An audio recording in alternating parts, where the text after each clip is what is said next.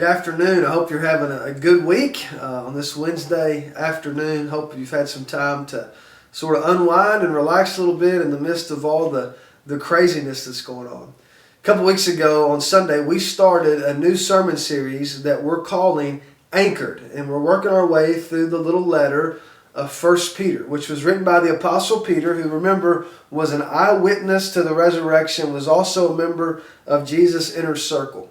And as you work your way through that letter, there's a question that Peter is answering through the verses that he wrote. And the question is, what do you do when you're not where you thought you would be? What do you do when you're not where you plan to be or where you hope to be?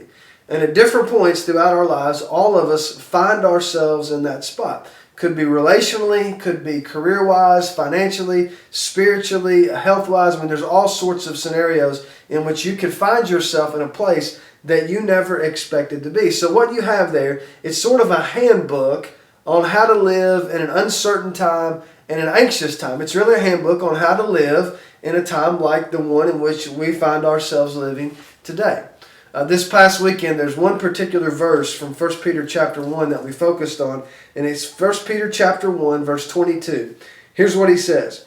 Now that you have purified yourselves by obeying the truth, so that you have sincere love for each other, love one another deeply from the heart.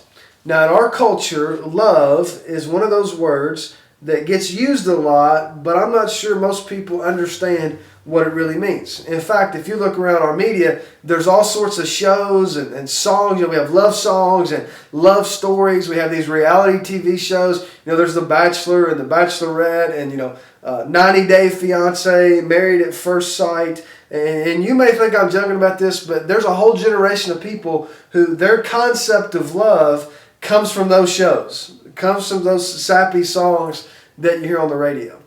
But when you look at the Bible, the love is described as something much different than what we see. See, in our culture, most people think love is this emotion. It's this overwhelming feeling, so it's something you fall into. Sometimes it's something you can fall out of, and it's like a roller coaster. It's up and it's down depending on the day. But when you read through the New Testament and the way the biblical writers define love, you see that it's something totally different. Their concept of love was not an emotion. It was not this overwhelming feeling that you sometimes have more than others. They viewed love as an action. They viewed it as a verb. Love was not something you felt as much as it was something that you did. One of my favorite writers, Bob Goff, has a book he titled Everybody Always. And I want you to listen to this quote from the book. He said, Jesus talked to his friends a lot about how we should identify ourselves. And he said it wouldn't be by what we said we believed or all the good we hope to do someday. Nope, he said we would identify ourselves simply by how we loved people. Then he added this. He said, it's tempting to think there's more to it, but there's not. Love isn't something we fall into. Love is someone we become. Same thing Jesus said in John 13 when he said, by this, everyone will know that you're my disciples if you love one another. Now I want to ask you something, just honest with yourself in this moment. What is it that you're known for? One of the things I worry about our church a lot is what is it that we're known for? What is it that we're striving to be known for? Do we want to be known as a church that has cool worship services or a great kids ministry in a big building? Or do we want to be known as a church that loves people? There's this cool story that you see in the Gospels in which Jesus is teaching this crowd of people, and this lawyer comes to him, this religious lawyer, and he tries to put Jesus on the spot. He says, teacher, what's the greatest commandment? And without missing a beat, Jesus comes back and he says, to love the Lord your God with all your heart, soul, mind, and strength. And then he adds this, and to love your neighbor as you love yourself. We know it as the great commandment. We're to love God and to love people. But just like any good attorney does, the lawyer then asks a follow-up question. He asks Jesus, okay, I get what you're saying, but who's my neighbor? And what he's doing there, he's trying to limit the scope of that love. He wants to know who exactly, in this clear definition, is he on the hook to love. And Jesus comes back, and it's not the answer anybody ever expected. And to use Bob Goff's term, who are we supposed to love? It's everybody. And when are you supposed to love them? It's always. And throughout history, there have been periods when the church has done this well. There have been periods when the church and followers of Jesus have become known for their love. And during those periods, they've had an incredible impact. So I was reading some this week. Back in the year 249 through 269 AD, during the 2nd century, a plague swept through the world known as the Plague of Cyprian. Scholars today say it's probably a mixture of smallpox and measles.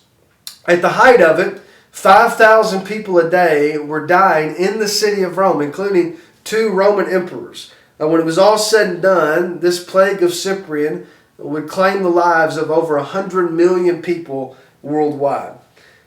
One bishop who looked back over that time period, who had lived through that and survived, wrote these words.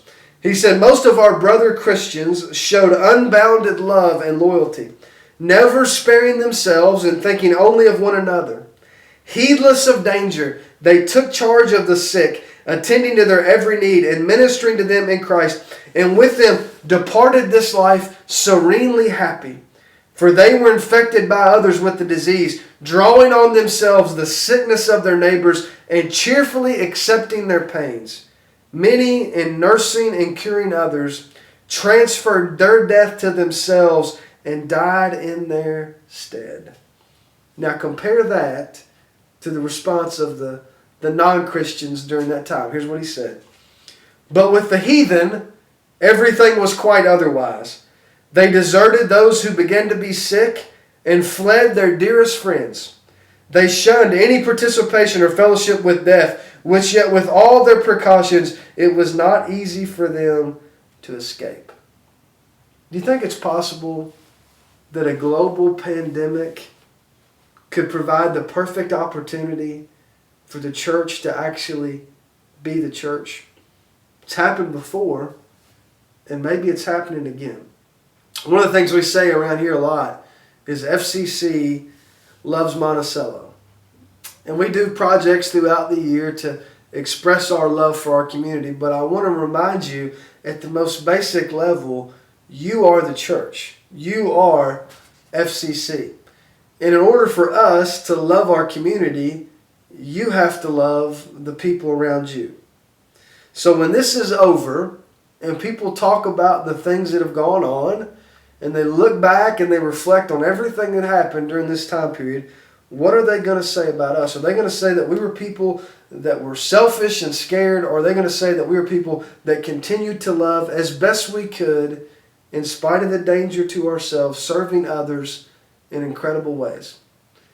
The deal is, we don't know what people are going to say, but we get to write the story right now.